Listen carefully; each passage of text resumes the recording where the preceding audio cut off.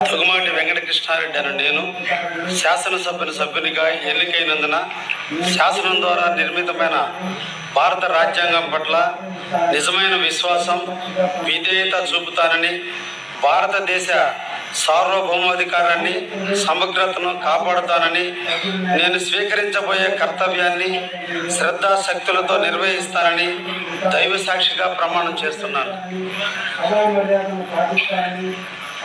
ఆంధ్రప్రదేశ్ శాసనసభ సభ్యుడినైన దగ్గుమాటి వెంకటకృష్ణారెడ్డి అనే నేను సభా నియమాలకు కట్టుబడి ఉంటానని, వాటిని అనుసరిస్తానని, సభా మర్యాదలను పాటిస్తానని, సాంప్రదాయాలను గౌరవిస్తానని దైవ సాక్షిగా ప్రమాణం చేస్తున్నాను.